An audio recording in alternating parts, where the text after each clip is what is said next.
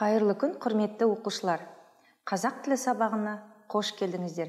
Бүгінгі сабақты жүргізетін мен Ақсұлу Шынболатқызы. Бүгінгі сабағымыздың тақырыбы мәңгілік елдің нұрлы жолы деп аталады.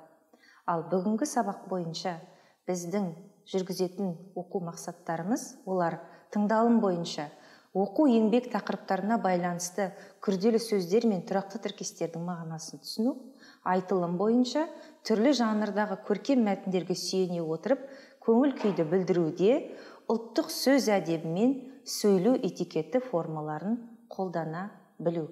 Ал енді сабақты бастауға дайынсыздар ма? Экранға назар аударайық. Мәтін алды тапсырма. Қазақстан Республикасының тұңғыш президенті Нұрсұлтан Әбішұлы Назарбаев Қазақстан халқына жолдау жолдаған болатын. Осы жолдауында 2014 жыл 17 қаңтарда болған ол мәңгілік ел идеясын халыққа таныстырған болатын. Бүгінгі сабақта осы мәңгілік ел идеясы туралы бейне материал тыңдап, жаңа сөздермен танысып, сұрақтарға жауап береміз. Дайынсыздар ма? Оқушылар, экранға назар аударайық. Мәтін тыңдамас бұрын біздер бірнеше сөздермен танысып көрейік. Алғашқы сөз мәңгілік. Не деген сұраққа жауап береді? Зат есім, әлемнің өмір сүру уақытының шексіздігін, шексіз ұзақтығын білдіреді. Мысалы, мәңгілік ел идеясы. Келесі сөз бізде жол сілтеу. Етістік не істеу деген сұраққа жауап береді. Біз біреуге бағыт көрсетсек, жол көрсетсек, жол сілтеу деген сөзді қолданамыз. Мысалы, атам жолаушыға жол сілтеді. Келесі сөз мыңжылдық. Не деген сұраққа жауап береді? Зат есім, мың жыл көлеміндегі уақыт аралығы дегенді білдіреді. Мысалы, Қазақстан 1000 жылдық тарихы бар ел. Егер сіз тарихтан білетін болсаңыз, сақ, ғұн дәуірінен бастап қазақ тарихының 1000 жылға ұласқан тарихы бар екенін білесіздер. Енді келесі сөзге назар аударайық. Ат салысты. Ат салысу бұл тұрақты тіркес.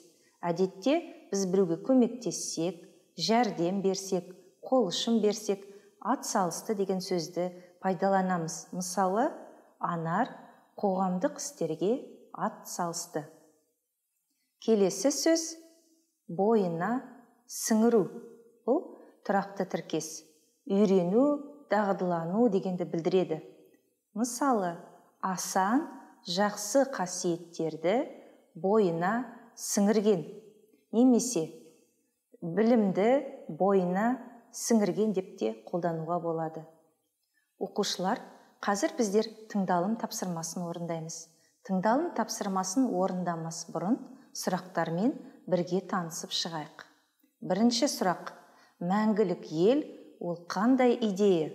Екінші сұрақ: идея құндылығы қандай тәжірибеден пайда болды? Үшінші сұрақ: мәңгілік ел идеясы неше бағыттан тұрады? Төртінші сұрақ: қандай бөлім басымдыққа ие? Бесінші сұрақ: мәңгілік ел идеясының екінші басым бағыты қандай? Алтыншы сұрақ: болашақ ұрпақ нені бойына сіңіру керек? Мәтінді тыңдау барысында осы ақпараттарды табуымыз қажет. Ал енді мәтінді мұқият тыңдайық.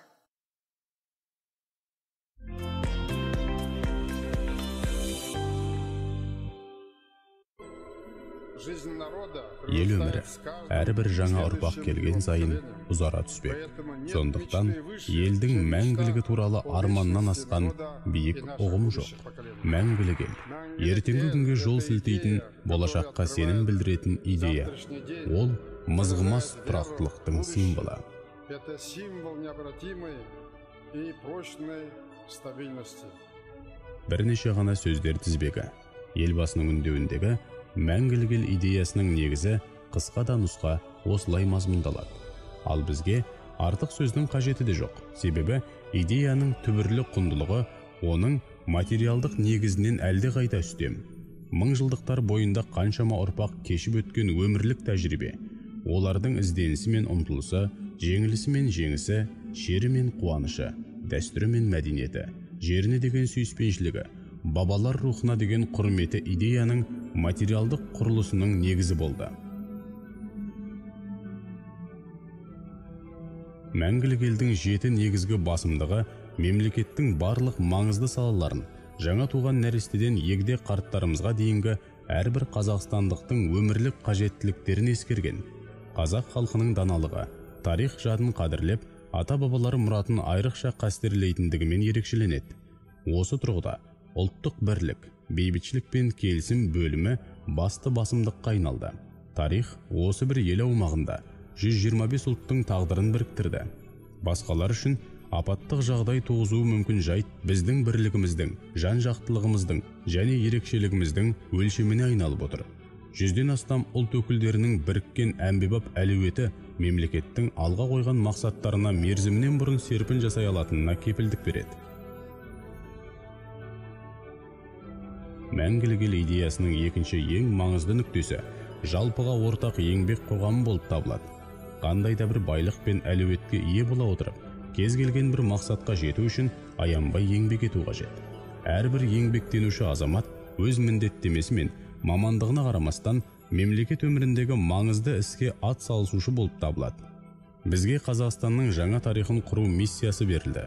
Қай кезде де алғашқы қадамдар жасау, бастау қиын болып келеді. Ал құлдыраудан кейінгі жаңғыруға жасалатын алғашқы қадам одан да күрделірек.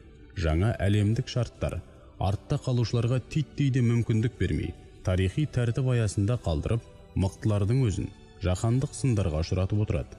Мұндай кезеңде біздің қандай да бір қателікке бой алдыруға, әлсіздік танытуға және бір кездері қолға алған борышымыздан бас тартуға хақымыз жоқ. Біз өз жер анамыздың тілін жүрегімізбен ұғынып, өзгелерде жоқ ерекшелігімізбен ұлы күшімізді сезіне білуіміз қажет. Мәңгілік ел болу, шектеусіз мүмкіндіктері бар, тәуелсіз, тұғыры биік, ғылым білімі дамыған, бірлігі жарасқан, алдыңғы қатарлы, жаңа замандағы әлем таныған алпауыт елге айналу. Сондықтан да мәңгілік әрі бәсекеге қабілетті ел болу үшін болашақ ұрпағымыз осы негіздегі мықты идеологияны бойына сіңірген болуы керек. Бейне материалды тыңдап сұрақтарға жауап бере алдыңыздар ма? Тағы да сұрақтарға шолу жасап өтейік. Енді осы сұрақтарды жауабымен салыстырайық. Бірінші сұрақтың жауабы ертеңгі күнге жол сілтейтін, болашаққа сенім білдіретін деген тіркестер. Екінші сұрақтың жауабы өмірлік тәжірибеден деп аталады. Үшінші сұрақ мәңгілік ел идеясы 7 бағыттан тұрады. Төртінші сұрақ басымдыққа ие бөлім, ол ұлттық бірлік, бейбітшілік пен келісім. Ал 5-ші сұрақтың жауабы жалпыға ортақ еңбек қоғам екен.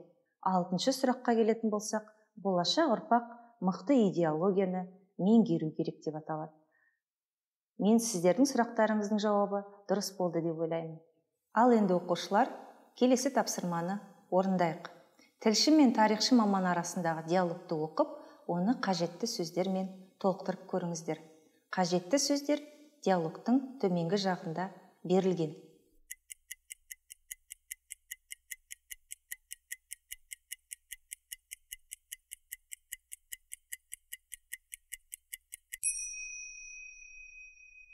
Жауап беріп үлгердіңіздер ме? Енді сіздердің жауаптарыңызды дұрыс жауаппен салыстырайық. Мен оқимын, сіздер тексеріңіздер. Тілші, қайырлы күн, студиямызға қош келдіңіз. Сіздің ойыңызша мәңгілік ел дегеніміз не? Қонақ. Қош көрдік. Сұхбатқа шақырғандарыңызға көп рахмет. Меніңше мәңгілік ел ол мәдениет пен тілі, рухы, білімі мен ғылымы берік, мәңгі жасай алатын ел. Себебі қазақ халқы 1000 жылдық тарихы бар ұлы дала ұрпағы. Тілші, ал еліміз мәңгі жасау үшін мектептегі оқушылар не істеу керек? Қонақ. Кез келген мектеп оқушысы терең білім алып, түрлі өнерді меңгеру қажет. Халқының жақсы қасиеттерін бойына сіңіру керек. Мектептегі әртүрлі шараларға ат салысып, белсенді азамат болып өсу керек деп ойлаймын. Тілші, сұхбатыңызға көп рахмет. Көрермендердің атынан сізге алғыс білдіреміз. Құрметті оқушылар, осымен бүгін сабағымыз аяқталды. Келесі сабаққа дейін көріскенше қош сау болыңыздар.